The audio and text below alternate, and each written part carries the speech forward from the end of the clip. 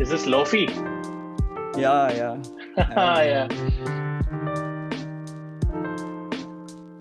The perfect kind of playlist for me when I'm writing on Sunday mornings. Really? You like Yeah, lo-fi as well? Or synthwave if I need high energy. So I'm like, then otherwise lo-fi is like you're calm, you're composed, it's going on at a consistent pace. Helps when I'm designing also, because I don't need someone to jump me while I'm designing, but I need a constant flow. Because you can't design by sitting for 10 minutes. You need to be in that flow state.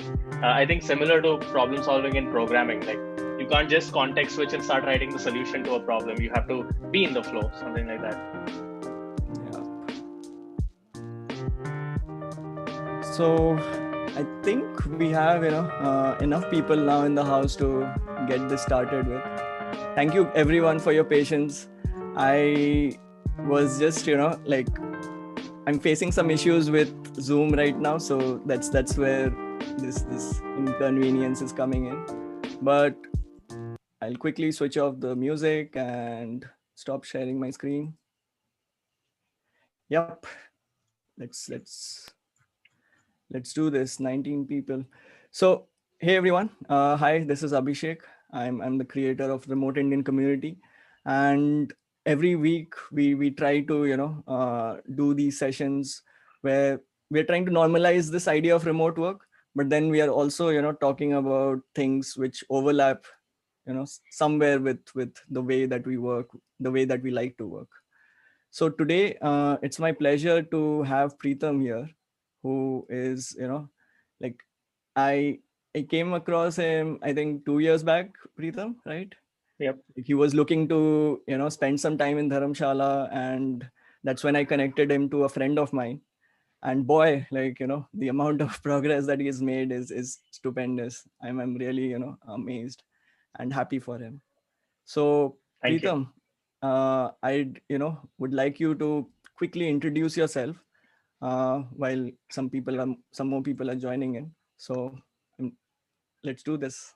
Awesome. Thank you so much for having me here. And thanks for connecting me to Prashant. Me and my co-founder Sankalp, we went to Dharamshala and we stayed at Alt Campus. We hung out with Prashant and his team, his co-founders. It was an amazing experience. And we've been waiting to go back to Dharamshala ever since. That's like every other weekend I message Sankalp. I messaged Prashant today, in fact. So we're gonna talk tomorrow. Every other weekend, Nice. Sankalp and I are like, dude, we need to go back to the mountains. Just like live there for a month.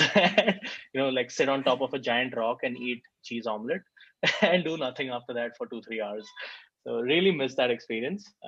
Yeah. Hey everyone, thank you so much for attending. This 20 people. I will try to make the best of your time here. My name is Preetam. I've been working with startups since I graduated in 2015, mostly in product manager roles. I tried marketing in between, and I learned how to design on the way. Did a little bit of front end and React coding. Nothing that I can't like write an app from scratch, but you can give me an existing page and I can rewire the components and make it do some simple stuff if there's nobody else available. um, I just love learning stuff, and I spent a lot of time in 2017 to 2019 figuring out where my life should go. Sorry, 16 to 18 where my life should go, and it seemed like building something that I could own and somewhere where I could have full control over the outcome and my inputs was what I wanted to do. Business just happens to be an outlet for it. Like building your own Micro-SaaS app is a way to do that. You could be, selling an online course, or it could be a book, it could be a community, maybe it has a paid community, newsletter. All of it are just examples of the same feeling, which is you control your destiny, because now the effort you put, how well you do it, is going to determine the outcome of your life. It's not going to be someone else, like a boss who's like, you know, it could be a boss you hate or a boss who's playing politics. That person cannot hold you back from progress anymore. It's you, completely you. So I love the ownership. It is also very scary, because that means if you fail, it's only on you and nobody else. You can't blame anyone else except yourself. So it's scary at the same time, but I love the ownership part of it. So the pros outweigh the cons. This was the only path to go.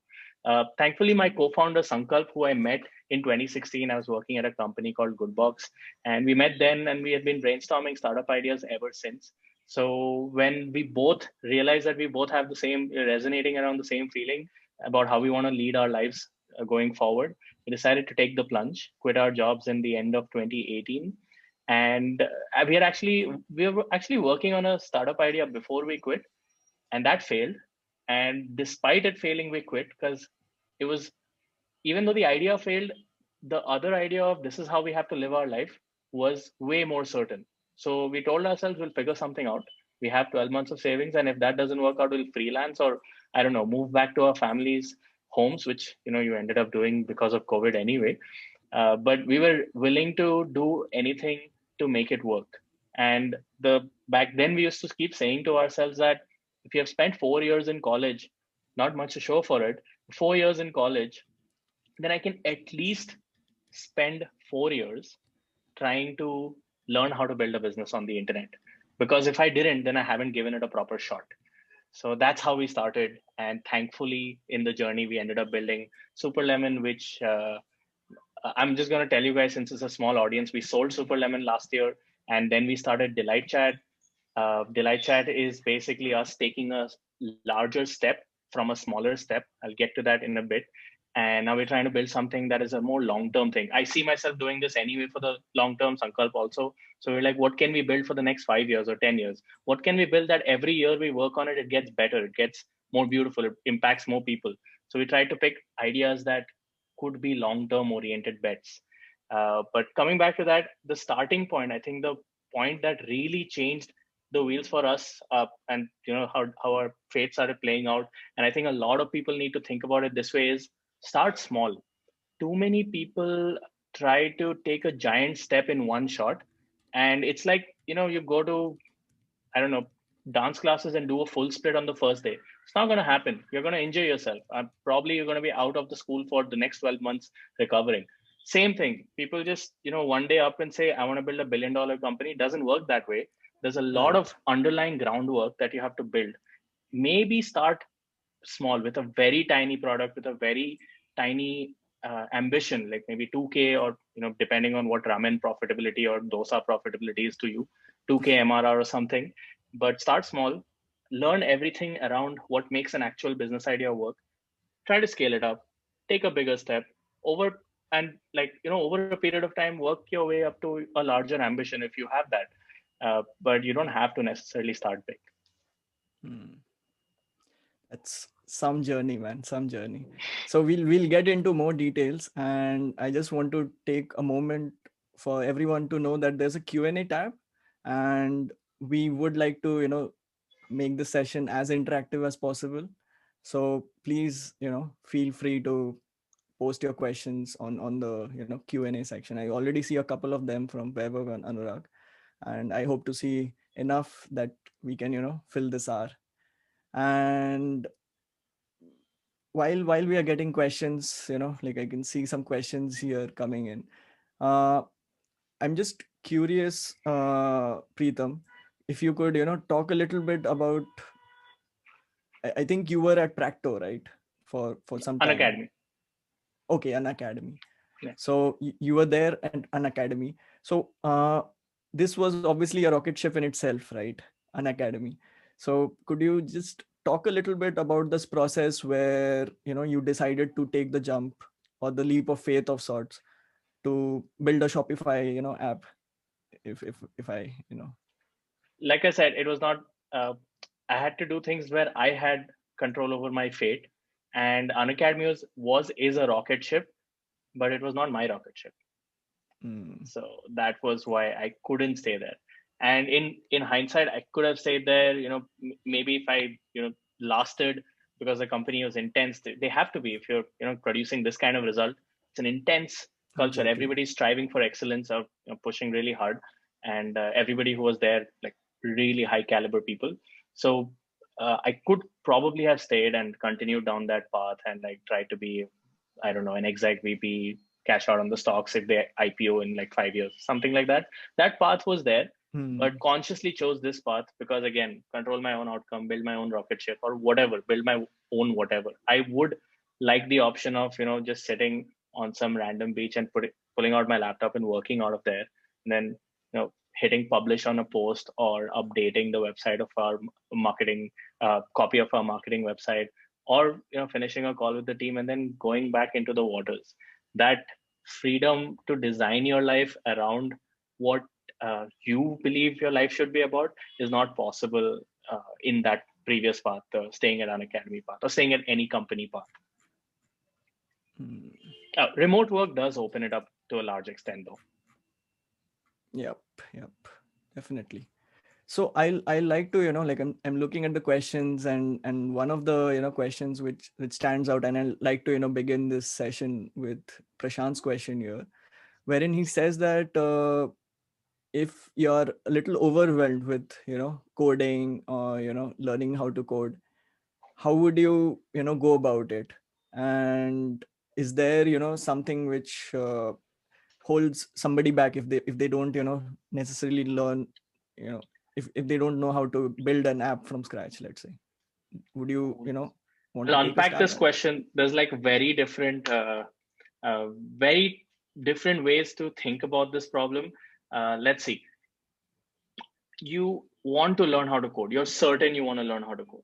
There's actually practically nothing stopping you from learning. There's Free Code Camp, which is literally the largest like free channel for learning how to code. All the basics you can learn there: HTML, CSS, enough of JavaScript, enough of even React, an intro to it. Then you can go to some place, this place where I learned React called Scrimba, SCRIMBA. Yeah. And Scrimba has this really interactive code editor, so you could see live what's happening while the video is playing. Amazing! Like, what an experience! Everybody teaching online to code should just use Scrimba because it's so good. I learned how to code in React through that, and I could see the natural next steps, like writing backend code, and then I was already connecting APIs. So I think if somebody wants to do it, like if learning to code is your objective, then give yourself 6 months, set up a curriculum, like as if how people prepare for CAT exams or whatever any other entrance exams. How you give yourself a year or 6 months or something. You can do the same thing with code. It's not rocket science. There is one learning curve that you have to overcome, which is understanding how syntax works, because it feels like gibberish until you understand what the syntax is saying. And after it's saying things, it's quite straightforward. If you write, you ask the computer to do X, it'll do it if the syntax is correct. Because computers are dumb, they just do what you ask it to do. So if learning to code is your objective, you can find that there is enough resources on the internet. But if building a business or an app where you need to write code to build a business is your objective, you don't necessarily need to learn how to code. There are no code solutions, but I don't know of no code solutions where which are good enough to build SaaS apps that I've built. So there's a limitation to no code. You can build simple apps. However, I would say Prashant says that he has marketing and user experience background. In that case, if your side of the picture is strong, like you understand product, market, people, how to get them, how to get customers, find someone who has the technical chops, who wants the skills that you have, and this person will have the skills that you want. Together you're better. That's Sankalp for me. Sankalp knew that I knew about product and market, and I knew that Sankalp knew everything around tech. So we decided to join forces. Our mindsets were aligned, and so together we were better. Yeah. Nice. I hope, Prashant, that answers your question. So I'd like to any interesting question, Preetam, that you would want to take next. Let's just see. How do you brainstorm ideas? Yeah, I have written a blog post about this, but it seems like there are 3 upvotes, so let's take it up. So there's 2 things I keep saying to people who are asking me where to find ideas. Either go problem specific or go industry specific. You want to start with casting a wide net.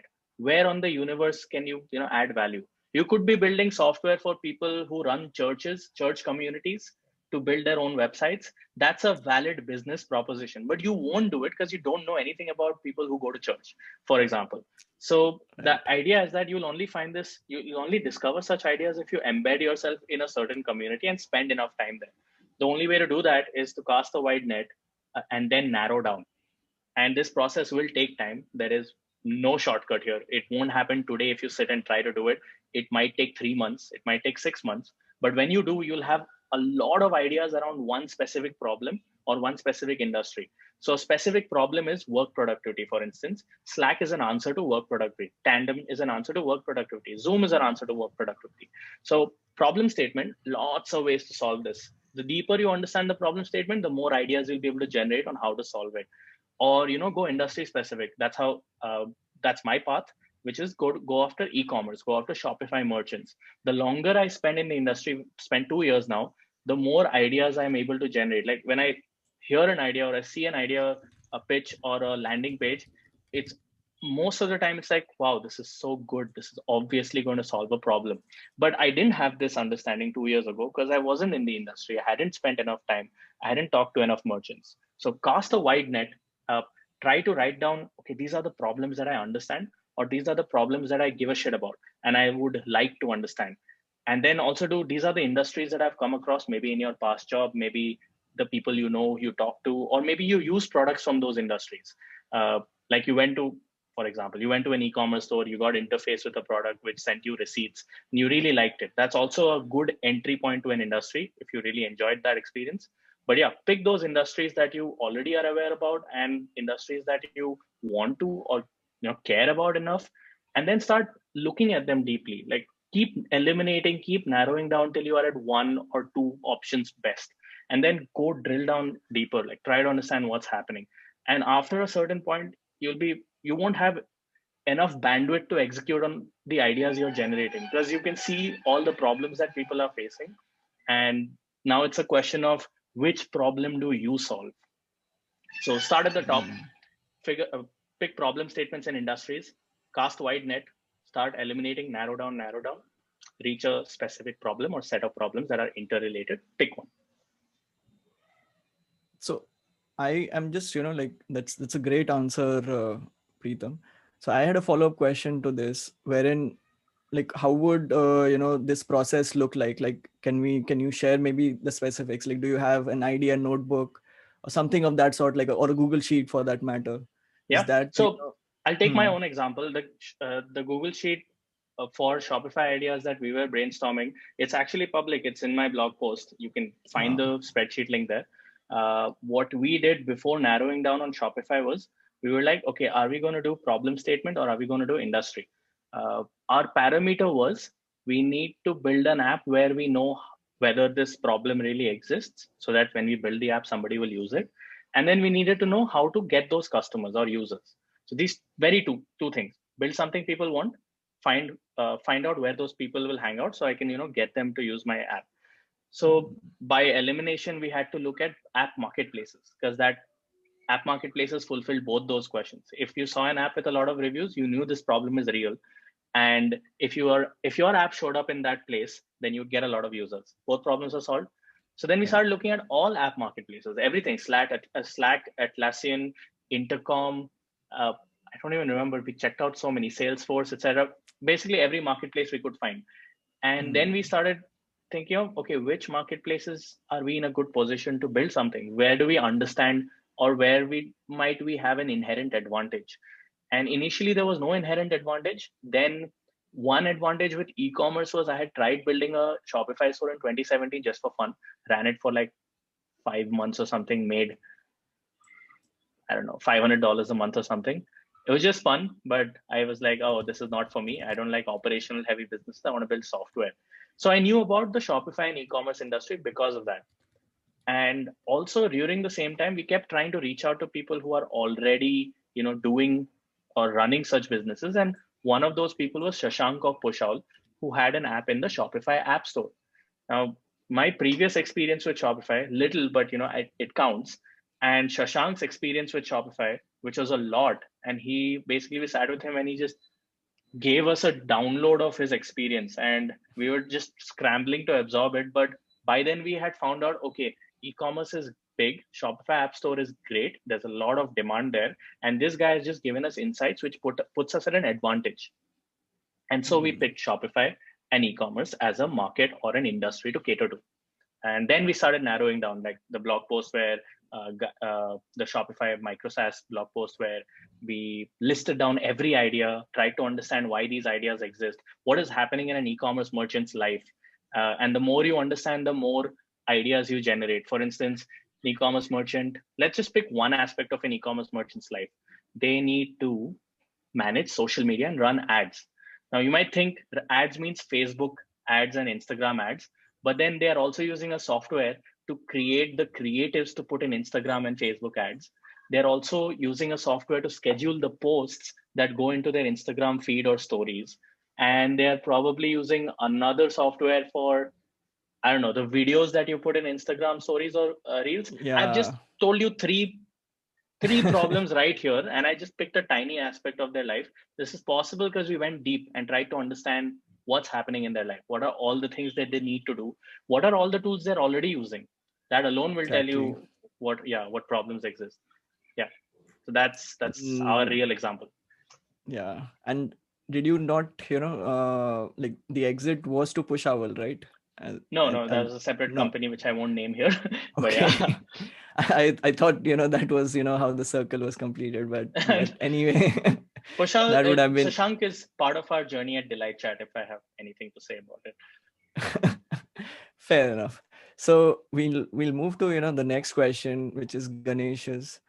What are your thoughts on building an audience before, getting into product? There's a lot of chatter right now, and I Okay. am not, yeah. So, Humans and the internet as a whole have shiny object syndrome. So there's mm, some phrase, even Micro-SaaS is a shiny object. I'm only using Micro-SaaS as a way to tell you, build an app that only caters to a few people and makes few K MRR. Instead of earlier, when you thought SaaS, you thought HubSpot or Intercom. But yeah. Micro-SaaS, when you think Canny or you think Superlemon, for instance. So I'm just trying to, this is an anchor word. Don't pay attention to the letters in the word. It's just an anchor, which means Mm, this. So audience first approach is also letters, words, anchor. Doesn't matter. What are you really trying to do? You are trying to find a problem worth solving. You are trying to find people who have that problem so you can reach them. And now to do this, you want to build an audience of those people. Sure, go ahead. You don't need to call it audience first approach. It's just marketing. Audience first approach is the shiny object.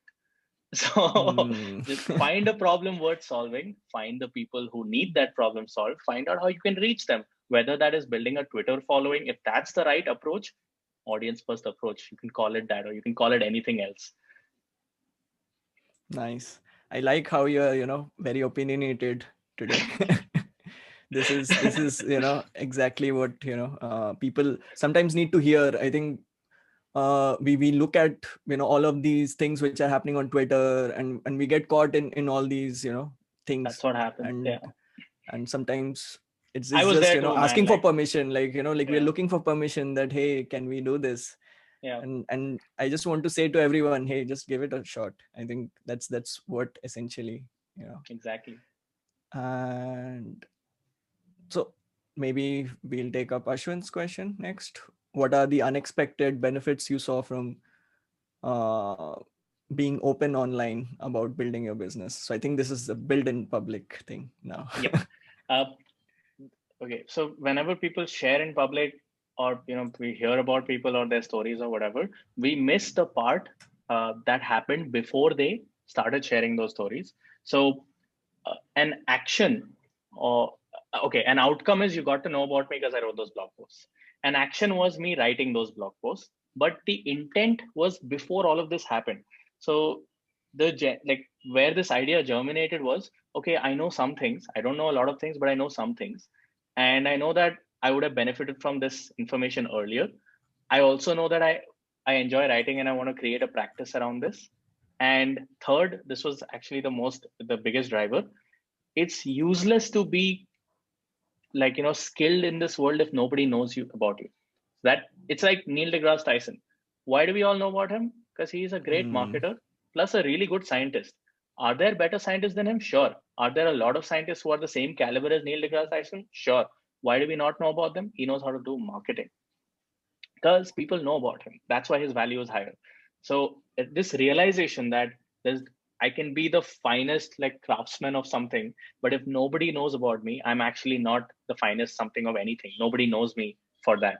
So I knew that for all these reasons combined, I had to start putting out stuff that I knew about, which I would have benefited, which I can talk about in maybe an authority kind of sense that, okay, I know what I'm talking about. And I guess that comes out when you read the post. Like there are some people who are trying to portray something and some people speaking from experience. So Right. I wanted to be someone who's just speaking from experience. I wouldn't write about a topic that I don't know well about yet. Pointless, right? There's other articles that are doing a better job as of today. But yeah, had to share it because that's the only way people would have found out. In the process, all of this happened, so started sharing things that could be useful to others, useful to myself, enjoyed the writing process. People come to know about you. People started coming to know about me, shiny object, audience building, and all of that stuff. All of that is secondary. If you can put Mm. out value to the world in whatever format, whether it's a community, videos on YouTube, a podcast, Clubhouse, whatever, you pick one out of the 100 where you think you're most comfortable, people will come to you because everybody seeks value. Mm. And I think, the other thing which comes to mind when you mention this is the idea of being able to control the narrative as well. I think when you build something, and what happens is that if you let other people write the story on your behalf, it might or might not fit the intent that you had while building the product. So in that sense, being marketing doesn't mean that you are necessarily doing it to promote yourself. It's more about doing justice to whatever intention you had. Is that right? Sharing the story. Also, again, another reason, after I figured out that building businesses is my way of life, the only other thing you can do is try to connect with other people who have also decided that this is their way of Hmm. life. And how do you reach them? Either I can, so there's only two ways to reach people: you outreach, or you do something that brings them to you. Hmm. So I decided this part because I hate cold outreach for some reason. And if anybody cold outreaches to me on LinkedIn with the, hey, it would be great to connect, I hit the delete button. So I'm a person who can't do that also because of the same reason. But yeah, had to pick a path. You could do outreach one on one. I decided to Yeah. create content which brings people to me. That's all. Cool. So just while I let Preetam go through the questions, can we share some love for the work that Preetam is doing? Just in the Thank chat, you. can we have some emoji love? I am. I think you're putting out a lot of work, and some. I think it's great to see somebody from India doing this. So Yeah, kudos. man. Very few of the Twitter is like just Westerners, man. We need more Hmm. Indian people who are sharing stories from here and like inspiring other people from India to do this. Cool. So I think let's move on to Tejas's question, wherein he talks about the problem of finding a technical co-founder. Um, do you think you want to touch upon that? Like, Okay, very interesting. Cool. There could be coders who think that the only thing required to build a product is code. Either you try to talk to them and explain to them that yes, coding is required, but it's not. It's necessary, but not sufficient. If they don't get it, probably the wrong kind of people. Move on to hmm, the next person. If they get it, continue talking to them and try to figure out. Usually, if that person is smart, they'll understand that coding is just another skill set which was extremely valued a few years ago because of supply demand, which is what hmm, led to those explosion of coding jobs and coding careers. But we are reaching a point, and we will the near future, where there's enough coders, and therefore the supply demand thing will start reaching equilibrium. Market 101, right? This is how markets work. right. So at that point, I think people who can identify businesses or business ideas and how to then reach those people who have that problem will be more valuable than people who can write the code, because there'll be a Yeah. commodity of people who can write code, but there'll be very few people who can identify problems and ideas and how to. So if you, Tejas, if you are a product person, figure out how to get really good at identifying or understanding problem statements, who's facing that problem, under what context, how do you come up with a solution that can solve their problem. Maybe there are existing solutions. Where are they lacking? Where are they going wrong, because of which a new solution is required? And then how would you reach those customers? If you have answers to these questions, if you're like solid in your thinking, research, etc., then a smart coder will recognize that and will probably want to work with you. And that would be the right kind of person to partner with, because that person understands the value that you bring to the table, while you will understand the value that they bring to the table, realizing that idea with code. So yeah, man, work on your skills and get really good at it. Tell other people about what you're trying to do and that you're looking for someone on this journey. Don't talk about the problem statement as much. Talk about what this journey is going to mean for that person, what you're trying to seek in life by undertaking this journey. Because that other technical co-founder does not necessarily have to be attracted by your idea. They could be attracted by, hey, you and I could work together and have a really good long-term relationship here, and learn and grow together. Because that's how, at least that's how I and Sankalp work Yeah. together. We decided whatever idea comes, we should work on it together. The other parts outside the idea is what brought us together. And a quick example, Tejas, Ryan Hoover, he had no coding experience. Like he had just written a blog post which was titled "Email for Startups" or something, and it was Eric Torenberg, I think, who connected with that idea, and the rest is history. So build, like, you should Right. maybe feel vulnerable enough to talk about your ideas. Don't worry about people stealing your ideas. I think that's the point I was trying to make. Yeah, man, So totally talk about it. Or build an MVP, get some users. There'll be people wanting to work with you. yeah. So moving on, and guys, I just want to let you know that we'll have a hard stop at 5.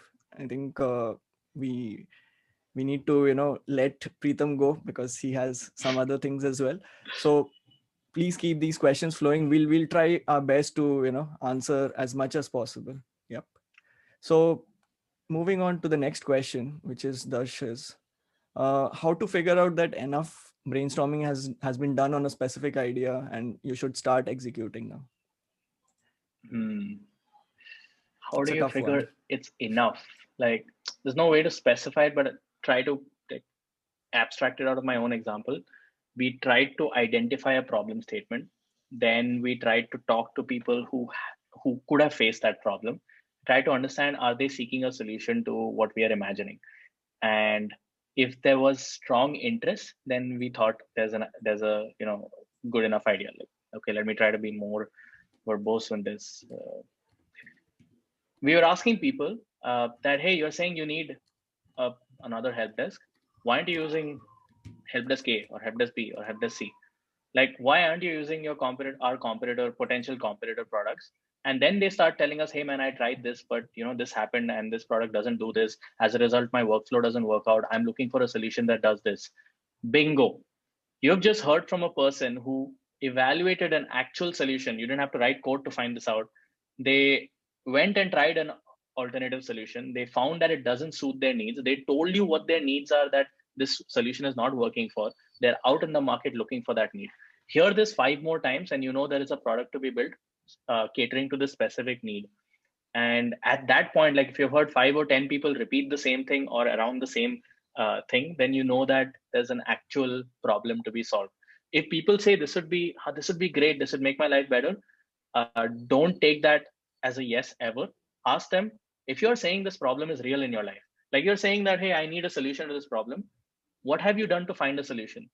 Why have you not used competitor A or product B or product C? They're already available. And then you will find the real answers. Somebody will say that, I didn't check them out, I didn't have time. Not a real problem. They're probably just lazy and like to complain. A lot of people do. Ignore them. Yeah. Next, they might say that, that solution too expensive, I don't want to use it. Not the right people. If that solution is like $20 a month and they said this, just run away from that. Like run away from them. But this answer where they said, I've tried these other solutions. I want a solution that does this because this is causing a lot of problem in my life. I don't have a better solution right now. Can you help? Right kind of people. If you hear that enough times, that's validation. Hmm. And where, like, is there a simple rule, like, to follow here, that you should sell to businesses rather than selling to, let's say, people directly, like B2B versus B2C? Any thoughts on that? No rule really. It's Hmm. it is. different paths. Like if you have to sell, if you have to sell a software to people who are using your mobile app to create Instagram posters, it's a very different kind of business than if you're selling Monday, which is a productivity software to product teams and enterprises. Like you're selling to a different person, the onboarding looks very different. In the first case, the onboarding is that person literally installing your mobile app and hitting the G Suite sign up, Google sign up, login, done. But in the other case, it's going to take 2 weeks. They're going to evaluate something, a lot of time, right? A lot of other steps. They, even if the admin signs up, they have to invite people to it. Then all the people will start using the tool. They'll be like, now we are, well accustomed to it. So it depends on who you're selling. You could be conscious about it. I would say if it's like if you're very particular, you don't want to sell to large enterprises and you only want to sell to solo or individual people, whether that is B2C like the Instagram app, or if it's B2B like maybe a Fathom Analytics, which is used by us to put it on a website. You can be conscious about it, and or you can even be agnostic, that you don't care and the problem is you just care about solving a problem. But yeah, the paths will be different. Needs of those people will be different. The price points that they'll pay is different. The time that it takes from them to find your solution to actually start using it will be very different. The amount that they are ready to pay will be different. A lot of things will be different. Yeah. Cool. So I hope you don't need a breather, right? We can keep No, going. no. Yeah, let's keep Let's do going. it. Yeah. I'm loving it. So let's keep this going. So Viraj's question is how to go about building your micro SaaS product when you cannot immediately, leave a full-time job. Like they Burn the they kind midnight of oil, man. mentioned that there's a low risk appetite right now. So Burn the any midnight oil. You only have one. Okay, there's only two resources everybody has, and they, you get it at birth and then it finishes when we die. Time and energy. There's nothing else. It's just time and energy. So if you have 2 hours in the day and you have the energy after your full-time job and every other responsibility in your life, then carve out 2 hours. Maybe it's the first thing you do in the day. Maybe it's the last thing you do in your day.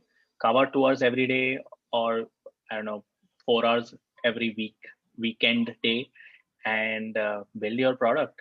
And it'll take time because you can't give it enough time every day. So it'll take 3 months to build it instead of 4 weeks. But that's the way, man. You have to build you have to do it by burning the midnight oil. I was going to Starbucks and staying there till, so I start my day around like 7:30, just do some exercise at home and get ready, go to job, finish job, go to Starbucks around 6, stay till 12 or 1, and did this for like 6 to 8 months before like quit the job completely, started like not working after 7 or 8, like whatever, 8 o'clock or something after dinner. But did that till things started taking off. It didn't actually take off, but we at least found what to do next in the journey. You have to burn the midnight oil if you can't leave your job. Yeah. I hope Viraj, that answers your question. And I think Ganesh also shared a link which you might want to, take a look at. Moving on to Praveen's question. Praveen, I think I'll just read out the question first. Any examples or case studies of people or companies doing productized services very well, SaaS style? Does that I know someone you should question make actually sense? look at. Yeah, yeah. Okay. Robin, what's his name? Robin Vander Hayden. @WinRob. Wait, I'll just put it in the chat. Yeah. Yeah, that's his Twitter handle. This guy is literally building a community and product for people who are running productized services. If you want to discover 20, 50 productized service ideas right now, just go to his website, Many Requests, and you'll find everything about it. There is a lot of potential in productized services. Great that you brought it up. Hey, everybody, you don't have to build a SaaS app. You can also build a service. There's this one guy on Indie Hackers who's running a productized agency. What does productized agency mean? Unlike in regular agency, you define the tasks you're going to take, you define the cost it'll cost and the time that the client can expect for that task, and then when the task comes in, it's like a pipeline. It's like a McDonald's ka back office machine. This guy, one person, makes $50,000 a month. I think there is a lot of like opportunity there for like hundreds of people or thousands of people to have $5,000 per month productized design agencies itself or other services. There's a lot of services, mostly around marketing, mostly around things that are repetitive and would not require or someone wants to outsource their time basically and a little bit of creativity. If it's too much creativity, they'll probably do it themselves or hire someone full time. Thanks, Praveen, for bringing that up. Ashwin, could you please share other folks who are based out of India and building Micro-SaaS? Man, they're not active on Twitter. I talked to some of them, and one person, he recently reached $500 MRR on Shopify. Really great. Okay, by the way, 100 of you asked me questions about Shopify app, and I try to reply to each one of you on email because I'm like, if one of them becomes the next entrepreneur, it's worth it. Most people don't take action. It's again something like you're seeking validation or you're seeking approval or you want to ask a lot of questions instead of taking action. There is no substitute to action. This person, just previous questions combined, was working at his job. He just put down his papers, so maybe 2 months notice period. For the last 6 months, built out 3 Shopify apps or 2 or 3, and combined, like they're doing $500 in MRR. They're like, hey, in 2 months we'll be at 750. Time to quit our jobs and do this full time. Take the plunge. We don't have any monetary pressure, so we can take it. And I'm like, dude, just go for it. Like, this is so great. So a lot of people ask questions instead of like taking action. I urge you to stop asking questions if you know enough and take action. There's no substitute for it. Nobody can answer your questions without like except you. It's like you don't need to ask someone what are the ideas. And if you're asking someone like what are some ideas that I should work on, then you're not doing your research and nobody else can do that research for you. But yeah, I wish I could find more people who are building Micro-SaaS out of India. If you do know them, please ask them to get on Twitter and connect. I don't think we have enough people who from India who are, and even if they are, they're not sharing online. So Ashwin, if you find them, just like tag them on Twitter, man, and tag me also. Let's connect with them. I think Ashwin is building his own thing. So he would, he create would a Twitter like list. to, yeah. Like Micro-SaaS entrepreneurs from India and just like start adding all the people. So, and we'll have a list to look at to find all of these people next time. Awesome. Which question do you want to answer next? I think Sudarshan's question, very important. It's for people who are at the next stage where you have a co-founder, you're working on something together. Okay, so there's no substitute again to being a good person. So you have a good relationship by being a good person. If you are someone who gets hung up or fights over menial things or throws or your ego takes the better of you and you don't have control over it, you have work to do on yourself. Like hit the mental gym, work on yourself and figure out how to be a better person, and then you'll have good relationships with everyone. Nobody is out there in the world trying to find or have a bad relationship. Nobody. Like you don't find anyone saying, hey man, I want to have bad relationships with people. Nobody says that. So then you have good relationships with people who are genuine, who are interested, who give value before asking, who give without expecting, or not talking about Mother Teresa level giving. I'm talking about just in usual days giving without like asking anything, who don't try to be assholes to others, who just treat other people the way they want to be treated back. If you behave that way or you are that way, then you will attract the people who value that and you will have good relationships with them. And the second question, how do you overcome issues, hard conversations? Sankalp and I had lots of conversations during the early days. It was even before we had quit our jobs because we wanted to make sure. Okay, so I'd done this research and I put it on a spreadsheet. 3 reasons, the 3 top reasons why startups failed, and the reasons were the same regardless of whether the startups had raised money like to a certain amount, like maybe $1 million or 100, whatever, few 100K, or startups had not raised money. There are 3 top reasons. One was they ran out of money or runway. That's bad. Like don't spend more than you can earn or stuff like that. Then another one was they were building something that nobody wanted, which is why I keep saying like build, like solve problems that people really have, or build products that actually solve real problems. Again, if you don't have that, then everything else you do, your hustle or anything, none of it matters because it's applied at the wrong place. And the third was disagreement between co-founders.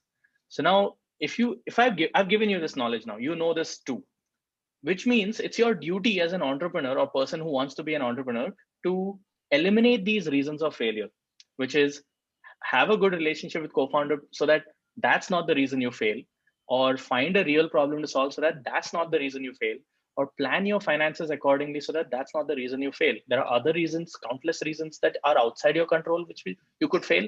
Should control the ones, or take charge of the ones that you actually have some control over. So how do you overcome issues and hard conversations? We talk about that. Hey, if you ever see me, like him telling me or me telling him that, if you ever see me saying something that doesn't make sense, that seems like bullshit, call it out right there. It might feel like confrontation, but I'll remember, or you should remember, that, hey, we're doing this for the betterment of each other. And whenever we have disagreements about what to do, it's always the foot down is immediately into objective. Okay, here's what we are trying to achieve. We both want to achieve the same thing. We might have different ideas on how to achieve them. What are the pros and cons of both these approaches? And if you're honest, like you let your ego go and you're like, okay, so these are the genuine pros of this approach, these are the genuine cons, and this approach is the approach B, pros and cons. It's almost always obvious what is the right thing to do, because you've just laid it all on a table, right? And you both have agreed that, or you three have agreed, whoever, how many other people, that you want what's best for all of us. We all have to share the same objective. So yeah, man, set that kind of relationship, the tone of that relationship early on. Tell this person, this is what I'm going to be with you, and this is what I expect you to be with me, and this is how we should resolve issues, so that this is not the reason we fail. There are many other reasons to fail. Let's like not let this come in the way. Very well said, man. I thanks for answering that in so much detail. Uh, Moving on to Prashant's question, which is this is more of a tactical kind of a question, wherein can you recommend Google some search. free? But fair enough. So I think Ashwin has pasted a link, and we can take this within the community as well. I think we're just trying to finish all the questions within time, and yeah, we're nearing the end of the hour. Madan's question is, any promising categories left on Shopify for solopreneurs? Playing the soothsayer. Every category I look at has opportunity, like every one of them. Like, so even if I tell you, you won't be convinced, because you have to do this research yourself. You have to go deep into the belly of the beast, find out what's really happening in the life of a e-commerce entrepreneur, Shopify merchant, understand where they are, what's failing them, what tools are failing them, build one of those that are better than the existing tools. Yeah, sounds good, man. Tejas has another question which says, is building a community around your product a worthwhile investment? Why don't you build a community around your product and find out? Like, you should tell us, hey, I tried building a community around my product and it failed. There are some indicators of whether a community is helpful. Somebody is building, okay, let's just take this community management tool called circle.so. They literally are a community management tool. They use the tool internally to get their power users on board and then ask them, how do we make this better? Communities are great if there is a clear relationship between what value you're giving them, for which they come to you, and then obviously 1 in 10 times they give you value back by referrals, by customer, by paying you, etc. Look at existing communities of us. Lemlist has done a really good job. Their community is kick-ass. I wish I could implement something like that in DelightChat's journey, where we can help e-commerce entrepreneurs along their path. But communities are great if you can you have this clear value chain of what you're offering to them, and B, if people within the community can interact and help each other out. It doesn't help if two people in the community are actually going to be direct competitors, so they're not going to cooperate. So the community is basically not going to ever blossom into something where people are helping each other. Some characteristics like that, I'm not an expert on this. You should figure out, yeah, or try it and just see what happens. Yeah, we're still very early. I think right now community seems to be a buzzword more than like actually like it validated to be. Give people the answer to their problems. If it's in a Facebook group like community, if that is the format to do it, do it. If it's a Slack group, do it. Cool. And maybe this is the last question or the second last question. I have one. So Anurag's question is future micro SaaS app on Shopify that you're working on. I'm Uh, not sure if you I'm want to answer that. No, I'm working on DelightChat. So DelightChat Okay. is not a micro SaaS. We are trying to build something much larger this time. Same thing, like in the beginning of this call, remember I told you small steps and then take a bigger step. So DelightChat is me taking a bigger step than the previous step, trying to do something slightly bigger, slightly more long term, slightly more ambitious. Everything that happened in the first round, like we could fail, always there. I always imagine like what can we do wrong because of which we'll fail, because that never changes. But we're just trying to do something slightly bigger than last time. Would we build more micro SaaS kind of apps in Shopify? Yes, we would. It's in our plan to build out smaller apps that are really useful for people. And maybe they become businesses of their own. Maybe they become part of the Delight Chat app ecosystem or suite of apps. Not sure where we will go. But yeah, today we're just building Delight Chat. Awesome, man. So while I kind of finish wrap up this session by asking a couple of questions. I hope I have that privilege. Please, to let's do. do this. I'm So available for another 10 minutes, man. No problem. so Preetam, why don't you post your link, Twitter link on the chat so that people can connect with you after this All right. conversation. All Yeah. right. By the way, I don't tweet during the weekdays, because I'd like to write a blog post and tweet. I don't like to make those listicle kind of tweets that other people do for popularity kind of thing. I hate social media, actually. I have a blog post in my blog which says I hate Twitter. But I also like it because it lets me connect with people like you. Hmm. So yeah, if you subscribe to my Twitter, follow me on Twitter, you'll find me posting on Sundays. That's it, or maybe one or two replies during the week. Fair enough. That's a pretty active, I would say, Twitter account. So I had a couple of questions, and you can take this in any order.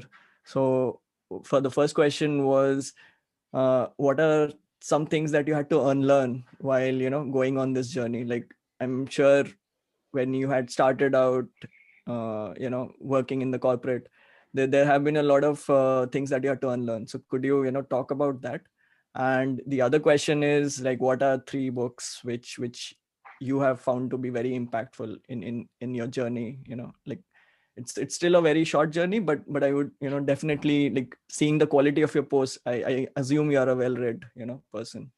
I used to read a lot. Now I just keep writing. So I Yeah. guess I'm more writer than reader nowadays. But You're I more a guess creator right now than consumer, but current phase in life, yes. But yeah, books wise, no, the first part. Can you repeat the first part of the question? yeah. So the first question was, what are some things that you have to unlearn Got in it. this? Yeah. Yeah. Um, Biggest thing that comes to mind, rather, it's not something from corporate. It's something about the industry and media around startups, where Mm-hmm. you only read about the success stories, you get inspired, you think the only way to build a business, quote unquote, is raising tons of money from VCs. Raising is a success standard, not solving a real problem, and that you have to go big or go home, and unicorn or nothing or die, basically, stuff like that. So I had to unlearn Mm-hmm. from that and say, you know what? There are millions of businesses around the world that make a few $1,000s or few tens of thousands of dollars a month, physical or online. And this realization dawned on me when the previous idea had, like, just before Super Lemon, that previous idea, we had to shut it down because it didn't work. And I was like, holy shit, I'm a failure. I don't know what I'm doing. And like, how is this going to work out? So I was just walking the streets of Indiranagar from Starbucks to Toit, because that journey gives me some space to reflect. And Toit has great beer, so going Yeah. there. So walking down that path gives you 20 minutes, and I was just I was like, what am I missing? And then I started looking all around. I was like, all of these businesses are making money. They're all surviving. Some of them are thriving. They clearly know something that I don't. So what's Mm. missing? And then that thought and that observation led to, you know what, most businesses in the world are actually small businesses. Most businesses in the world make a few lakhs or, you know, few tens of lakhs a month in India, rupees, and outside few thousand or tens thousands dollars a month. The internet doesn't have to be any different. I could build a small business on the internet. How it changes is, instead of me selling groceries in the corner of a street, I could be selling like a tiny software like Superlemon, for instance, in the corner of a Shopify app store, which you could call a market, like essentially like a fish market with less smell. So that realization, that observation, that understanding, and then coming to accepting that, because everything else so many years was just like unicorn, unicorn, unicorn, Yeah. fundraise, big, etc. And So being in going from there, Bangalore, I think doesn't help. being in Bangalore is the worst part, actually. Like, great, Bangalore is great, but this was the worst part because that programming is into you. Like, if you tell someone, "Hey, I'm just doing this thing," they're like, "So how are you going to change the world?" I'm like, "I'm not going to change the world. I'm just going to help 100 people who need this problem solved, and they'll pay me to solve it, and I'll try to do a good job at it. That's all." So that, I think, was the biggest unlearning in the whole journey from there to here. So glad that you brought this up, and this is like, I don't have anything against the Flipkarts of the world, or Same, same. so the Amazons of the world, but it's like the attention that they get is a little bit skewed. That's what I Yeah, would it like. overshadows everything else. Yeah. And thank you, Preetam, for normalizing this, that this path that you are on right now. This is actually something which can be done, and Yeah, I believe that more people are going to do it. fingers crossed. Yep. And maybe we'd like to Books. finish this session by sharing some books that like, it could be one or three, like you can pick as many as you want, some books which Hmm. have been instrumental in being the person that you are right Yeah. now. Um, so the first time I tried to learn about habits and, consciously design my behaviors was James Clear's blog. And Atomic Habits came and became popular much later. I read his blog Yeah. when it was like nothing, and that content was so raw, so direct, so useful. It was short, unlike those other blog posts which had 4,000 words of filler shit in it, but his had 800 words of direct actionable stuff. Now he condensed all of that into a book called Atomic Habits. So Hmm. I read Atomic Habits. I started reading it. I read some chapters of it, and I realized I've already read his entire freaking blog. And I kind of know, apart from the extra stories or something he added, kind of know what he Hmm. means. So if you haven't scanned through his blog like I did, read Atomic Habits for understanding how, things trigger your behavior. How you could say that, oh, I can't help it, but you can. It's just a behavior that you have to unlearn and then change, and it's very doable. Um, Another book is The Subtle Art of Not Giving a Fuck by Mark Manson. Again, I read his blog post in 2015, which went viral, 2014 end, which went viral. And that blog post then became a book 3 years later. But that blog post contained the whole essence of what his book is about. So you can read the book instead for more stories. But basically said, everybody is facing problems. You're facing problems. Life doesn't give a shit. Go solve it. Like, you think your life is bad, there's other people whose life is equally bad. There's some people whose lives are great and some people whose lives suck. There's only one thing you can do. You are allowed to like wallow in it for a few minutes and say, my life sucks. But then the moment you have said that and you've released that feeling, the next thing you do is just get to work. uh, Either get to work or stop complaining about it if you don't want to do anything about it. Anything else is a waste of your only two resources that you have in your life: energy and time, and you won't get it back. So the subtle art of not giving a fuck helped me understand what to give a shit about and what you can just safely ignore or move on from or get over or move forward with, because it's not worth, or the longer you give it time and energy, the more you're making it worth it when it's not. The best business book I read was The Mom Test, again, because I'm not able, I Hmm. can't, if I could, I'd probably write the next version of the book, but I'm not able to distill in words how valuable it is for a person who tries to build a real business. Because the way the Rob explains in the book is exactly what you need to identify. Are you chasing something real, or is this just your imagination? Is just your enthusiasm that I want to solve this problem? Let's go ask people and then confirm my worldview and validate it instead of trying to find out if this is actually real or not. And the mom test tries to like force you into the path where you can actually validate if an idea is real or not, versus just confirming your own beliefs, which is not helpful at all. Like doesn't get you anywhere. So yeah, read the mom test. It took like just 4 hours to read it. And that's it. If I have to Awesome. name three books right now, yeah, these three. This is a great, I think, recommendations. I would, second all of them, and especially mom's test. Like being a programmer, like I feel the ideas. I think he was a software programmer himself, so he just totally nailed it. That when we are thinking about building products, we are always thinking about the solution first, rather than figuring out whether it's actually a problem. Yeah. So awesome, man. Let's end on that note. Thank you everyone for sticking around and making this AMA so interactive. I hope, Preetam, you enjoyed this. Yeah, man, this was And fun.